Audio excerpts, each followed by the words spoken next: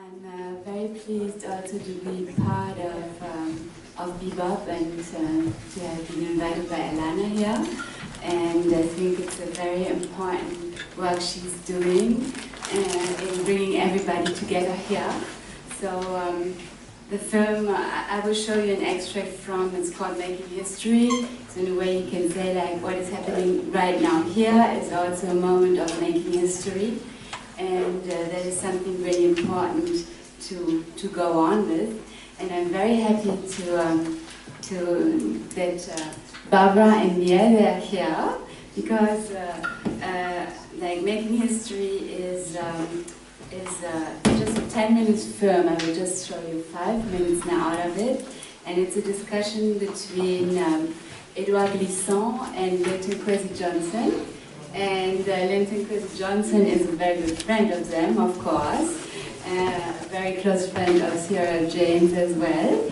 And who started out with Black Panthers. And of course, now that you are here, I will let you talk about this, because me second-hand knowledge, I mean, like, you know, delivery, and yours like first-hand, so I like to profit from your presence as well, you know, to have it first-hand told. And so we named the film Making History after the song of Linton Kwesi Johnson, so where you might give and talk more about it after, that he did after the Brixton and Notting Hill Carnival riots as a kind of empowerment of the people.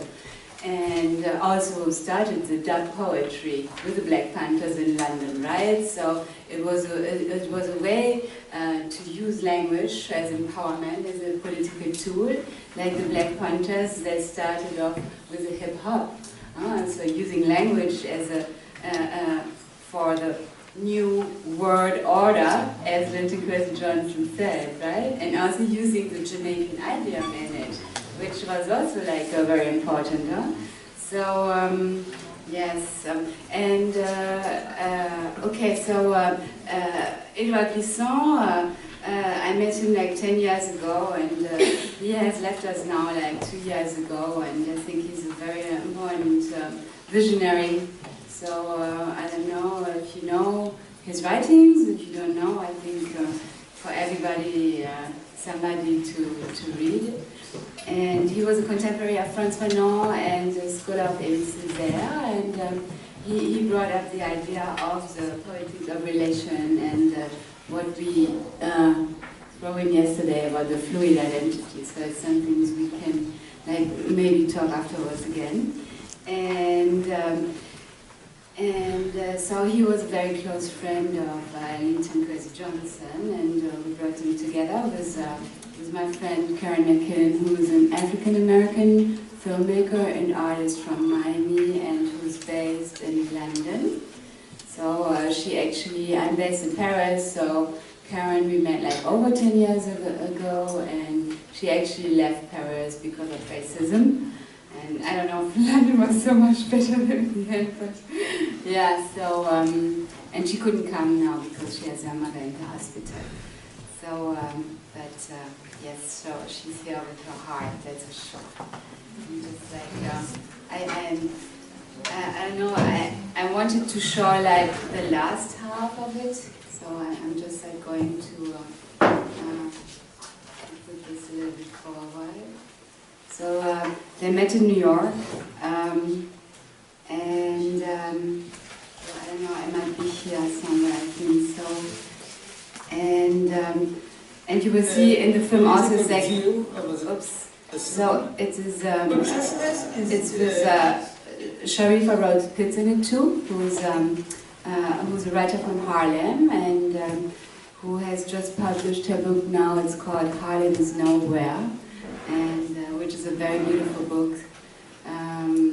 And so we invited her to be in the film as well. As she's also like one of the writers who will carry on, in a way, the legacy of Linton Kwesi Johnson and Glissant as a young writer now. Yeah. I just go in half to it, okay? I don't know where we're starting. political view of the thing is not the death of identity.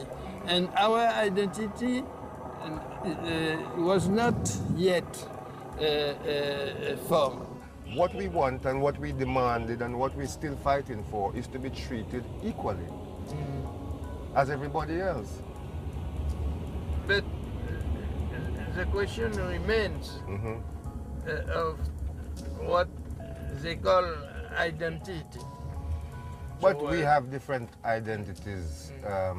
Yes, we have different identities. We are British, we're African, we're Afro-Caribbean, we're Asian, we're Chinese, we're all these things. So you think it's possible to have a kind of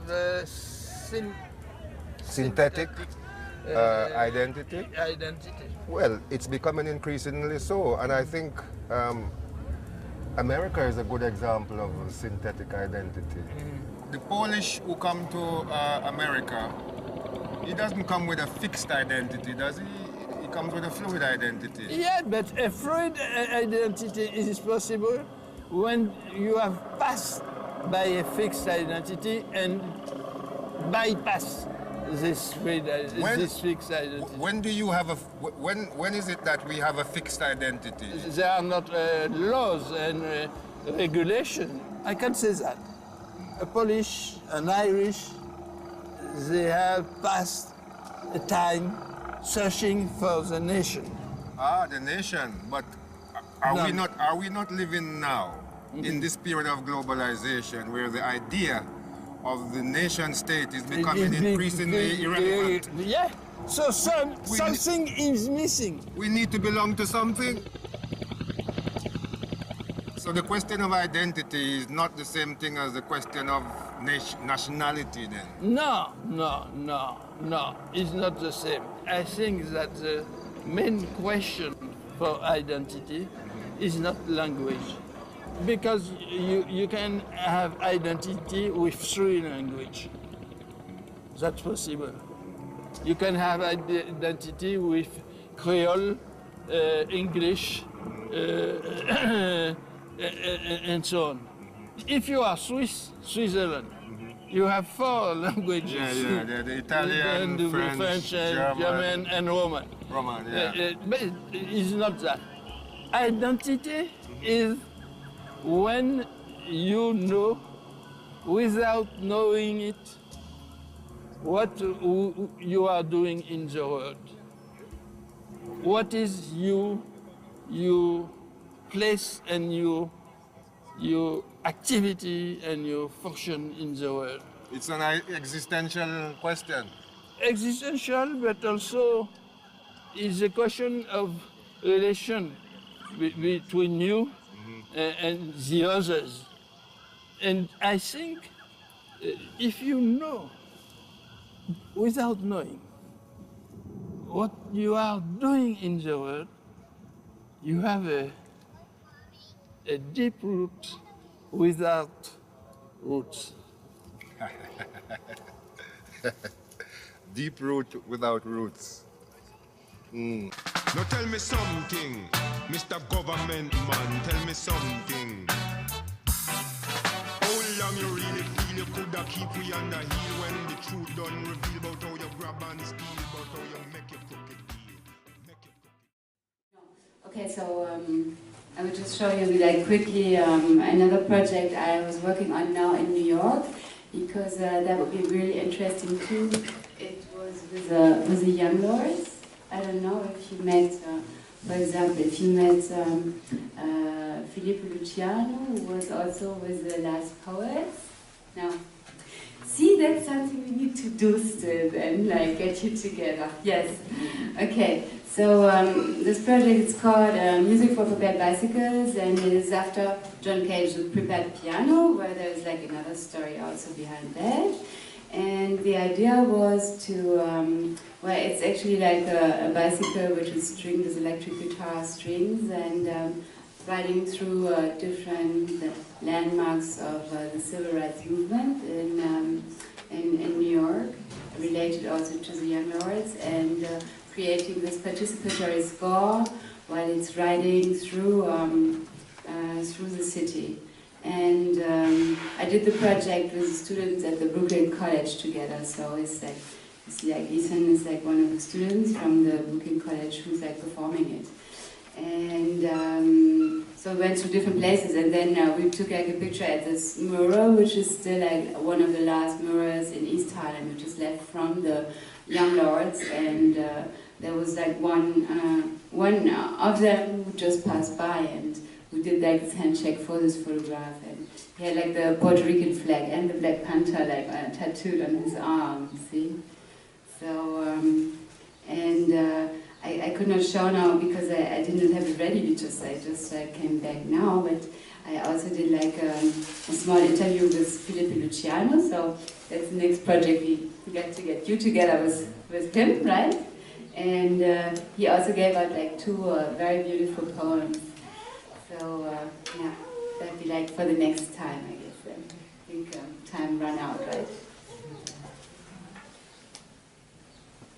Thank you.